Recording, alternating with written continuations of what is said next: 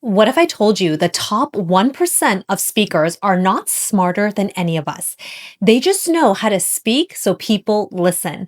And in this video, you're going to learn how to go from feeling stuck, quiet, invisible to confident, respected, and heard. As a professional speaker who travels all over the world speaking on the biggest stages, I have learned the exact formula that takes a great idea and makes it even more powerful. This is something I learned when I was writing my book, Smart, Not Loud: How to Get Noticed at Work for All the Right Reasons. And it's something that I have honed over the years after working on TV and winning an Emmy Award for it. So, in this video, you're going to get the 4 tips that will transform you to become a top 1% speaker. By the way, stay until the very end because tip number 4 is my absolute favorite. And it's the one that I use every single day myself. Because right now, what I want to help you with is this. I don't want you to be sitting next to someone, both of you trying to get the same opportunity, the same next promotion, and it be given to someone else. I don't want to see someone who is less hardworking than you, less accomplished than you, get the recognition and visibility that I believe you deserve. So here's the first point. You speak like the top 1% when you make the other person feel like they are the most important person in the room. Let me say that again. You become a top 1% speaker when you make whoever you're speaking to feel like they are the most important person. This is such a powerful shift because it isn't about reducing your filler words or using your body language. No, it's about focusing on what actually moves the needle and changes people's perception of you. And here's why this is so powerful. Right now, when I look at the single most common communication mistake smart and ambitious professionals make, is that they often talk from their own point of view, what they want to say, and why it's so important to them. Now, if you're like, wait a second, but isn't that the point of communications to talk about what I know? Well, let me tell you, you're not wrong.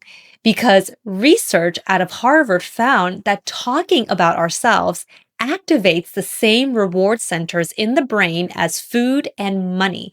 So, of course, it feels natural to talk from our point of view. It feels good. But here's what the research actually tells us about how to be effective.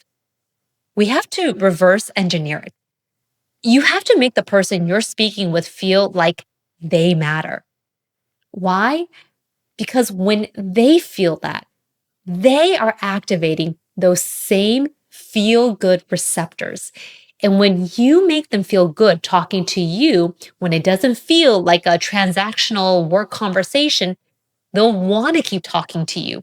They'll want to keep engaging with you. And the best part, they're going to think you're a great conversationalist. And here's what's interesting. The top 1% don't just hand the floor randomly. They ask strategic questions to get the other person talking. Questions that position the other person as that expert. Questions that signal, I'm here to understand you. So here's an actual example. In the past, maybe you would have introduced yourself like this. I've been in the industry for about 12 years, and I've seen a lot of this in my experience. And I really feel like the best approach is to examine what this core problem is. Okay, it's not bad. I mean, it's clear that you're experienced and you have this point of view. But here's another way of posing the exact same thought, but making it feel like you genuinely care about the other person. So you can say, so I've been in the industry for 12 years and I've seen a lot of these situations, but I know you have some perspective on this too. What are you seeing that the rest of us might be missing? That second version does something powerful. It gives the other person this feeling of authority. And in doing that, it actually raises yours. Now, I'm going to be the first to say I had to relearn this the hard way. When I was a young journalist working on TV, I used to walk into interviews with very senior executives, big names, very intimidating people that I would basically prepare this whole list of questions that I wanted to ask them. And I remember one time I sat down with a very senior leader. And at the end, I thought I did pretty good because I had asked everything that I had planned to ask. But then the next day, my boss pulled me into her office and she said, "Hey, that interview that you did yesterday, I want to give you some feedback." She told me that the executive had reached out and said that it would be beneficial for me to learn how to be a little bit more personable and not just spitfire questions like it was a transaction. Oh my God. I remember sitting there feeling shocked and embarrassed and honestly not quite sure what to do with this information. And as I walked back to my desk, I remember I had this moment of clarity. It was true. I had gone into that conversation thinking about only what I wanted to get out of it.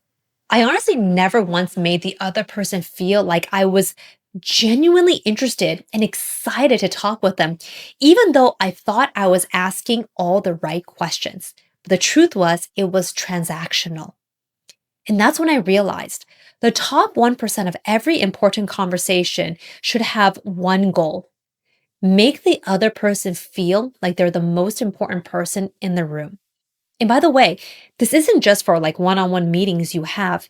It can be in a group meeting where you're speaking to someone. It could be the person next to you, it could be the person across the room, but still, you're making them feel seen and like their opinion matters.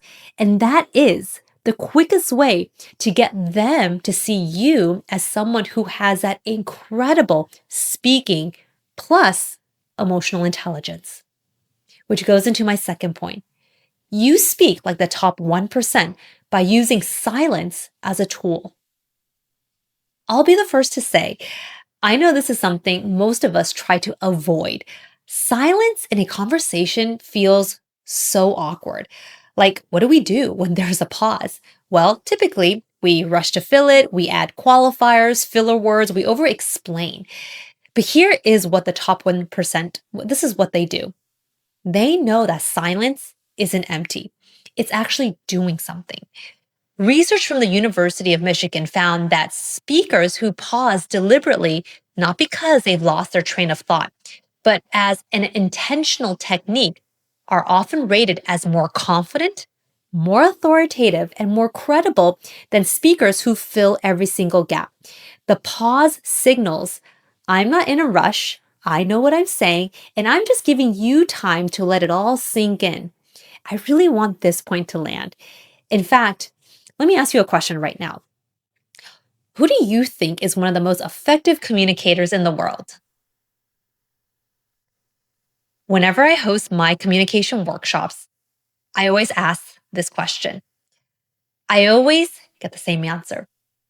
People say former US President Barack Obama.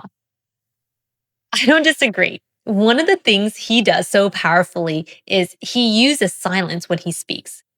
There's always a reason for why he intentionally pauses. The pause usually happens before an important statement because it's priming the listener's brain and it's telling them that something important is coming up.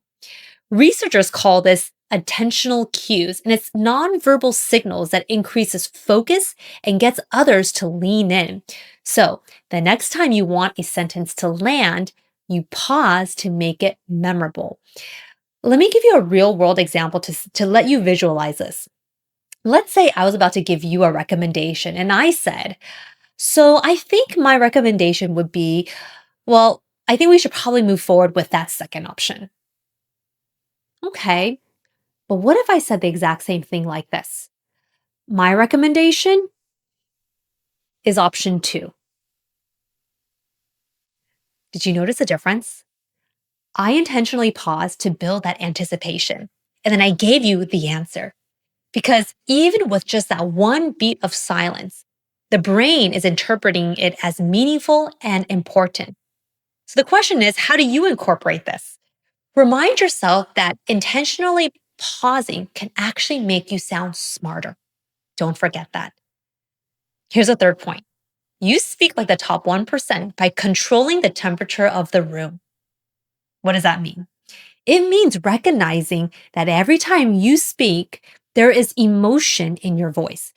That emotion could signal excitement, urgency, worry, or it could signal monotone and boring.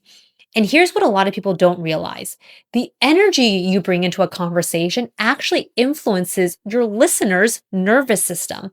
Researchers call this emotional contagion, and it's been documented extensively. It basically means we unconsciously mirror the emotional state of the person we're listening to. So use it to your advantage. If you walk into a high stakes meeting feeling anxious, well, your listeners become anxious too. If you're flat and monotone, your listeners will become disengaged. But if you are grounded, steady, and clear, your listeners start to feel that too. In fact, a 2014 study published in Psychological Science magazine found that speakers who use intentional vocal variation, pauses, shifting, and pacing volume were rated as significantly more persuasive, credible, and memorable than those who deliver the same thing in a monotone voice. Here's an example. I'm going to say the next sentence in two different ways and tell me how each one makes you feel. Here's the first one. I think this is a really good opportunity and I'm excited about it, and I hope the team will consider it. Here's a second. I think this is a really good opportunity and I'm really excited about it, and I really hope the team will consider it as well. Didn't you see the second one? It didn't just land, but I changed my tone, and that one had weight on the words and how it made you feel. Just these small adjustments gave that sense of confidence of someone who knows exactly what they're saying and why it matters. So the question is, how do you do this? So let's say you have a presentation coming up, and as you're practicing, I want you to identify one sentence from each slide that you want people to remember. Say that sentence over and over again. Practice delivering it slowly, maybe with that brief pause, with that emphasis, combined with that vocal tone to all signal that this point is important. I guarantee if you practice this, people listening will register. Here's a fourth point. You speak like the top 1% by incorporating stories into your message. Now, this is one of my favorites because it is so effective, yet so many of us don't use it nearly enough in our everyday speaking. Right now, a lot of us default to speaking in corporate jargon. For example, saying things like synergy, bandwidth, alignment, strategic priority. And I get it. You work in a corporate environment and these phrases get thrown around constantly. But the problem is, they don't feel immersive. And they certainly don't tell an interesting story. Research using fMRI scans found that when people hear abstract language like corporate jargon, just like the one I mentioned, only the language processing centers of the brain light up. But when people hear sensory language, descriptions, images, stories, multiple regions of the brain activate simultaneously. The person listening doesn't just process what you're saying, they actually experience them.